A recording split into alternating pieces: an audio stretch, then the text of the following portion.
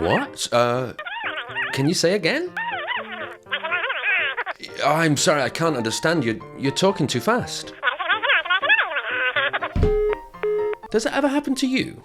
Well, people speak English so fast that you've got no idea what they're saying. Well, don't worry, I'm here to help. In today's video, we're going to look at 7 powerful tips that will help to train your ears and your brain so that you can easily understand super fast English.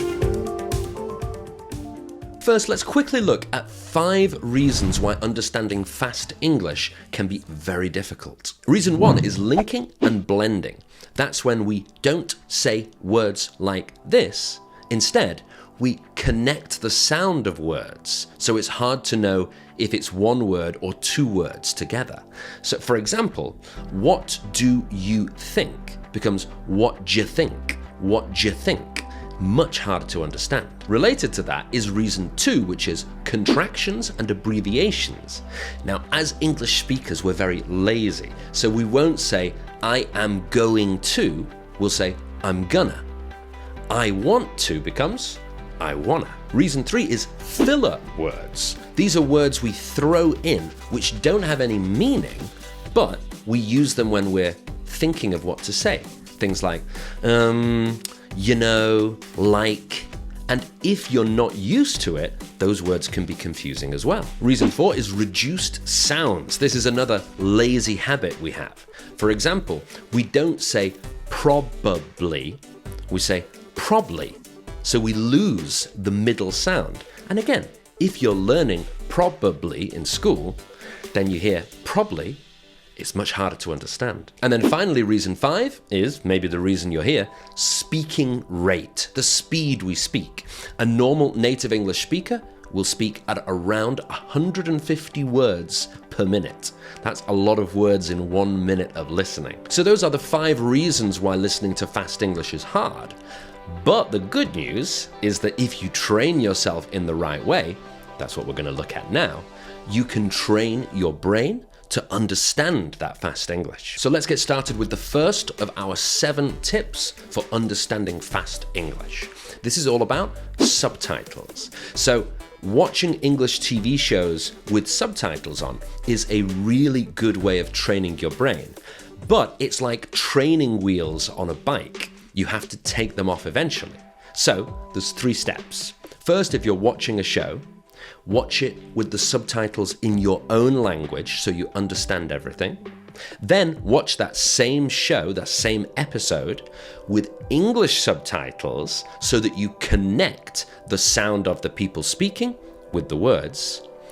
And then, step 3, turn the subtitles off altogether and watch it again. Tip 2 is listen to stories, not lessons. So we know that English textbooks can be useful, but they don't always get the real rhythm of natural English. And of course, you could listen to a full audio book, but that's maybe 10 hours. It could be a little bit intimidating.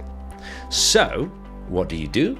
You should find graded stories. Those are stories in English, but for different levels. For example, if you're a beginner, you can listen to a beginner-friendly story, or if you're intermediate, an intermediate story. And eventually, you can listen to more complex audiobooks or podcasts, but it's important to remember the English phrase, don't run before you can walk. Tip 3 is shadowing.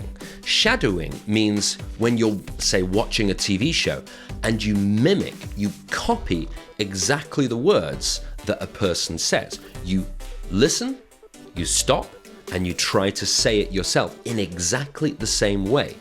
Now, it can feel a little bit uncomfortable at first, but shadowing is a great way to train your ears to understand the rhythm and the sounds of English so that you can understand real fast English immediately when you hear it. With shadowing, you're getting more and more familiar with the way that English speakers speak. Then tip 4 is listen for context. Now, it's absolutely normal that you won't hear every word, but some people find this very scary. They think, oh, he said 10 words and I didn't hear number 2 and number 6, and they panic.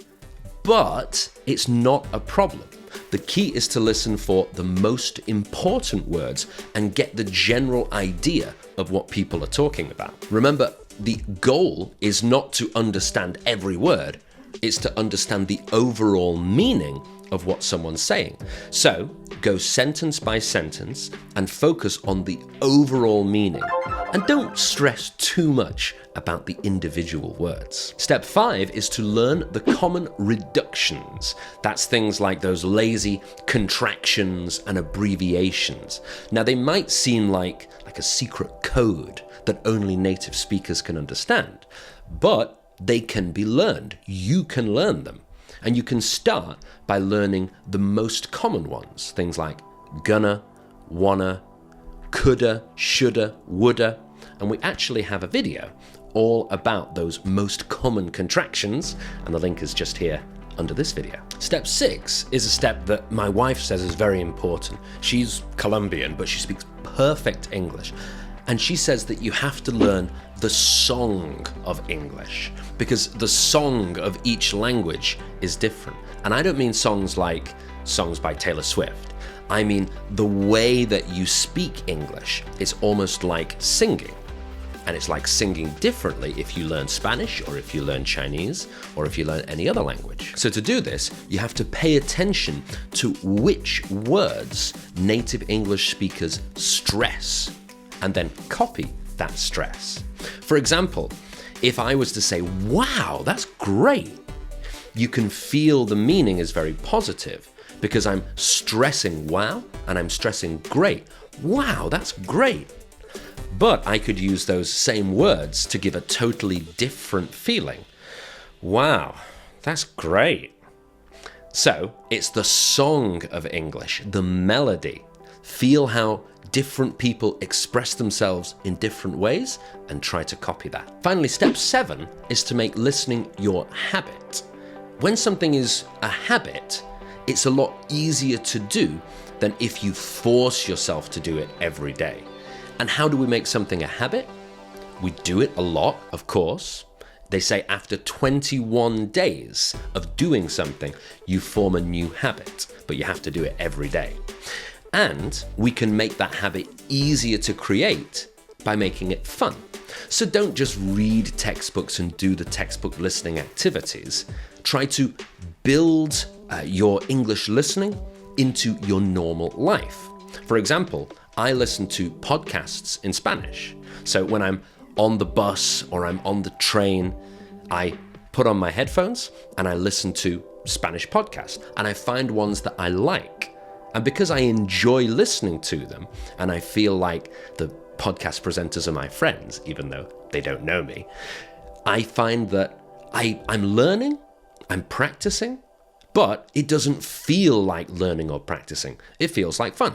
And that's how you can create a really useful habit that improves your English listening without it feeling like a lot of hard work. If you found this video useful, make sure to like and subscribe so you don't miss any future videos. And if you want to keep studying and start working straight away on those common contractions, you can find the video up here. The link is underneath. So those are our 7 tips for how you can understand fast English. And let's see what the results could be. Hi, do you think this will work? Yep. Thanks for the support. Oh, that's no problem. Will you update the others, please? Yep. I'll let them know. Thank you. Thanks very much. Bye. Bye-bye.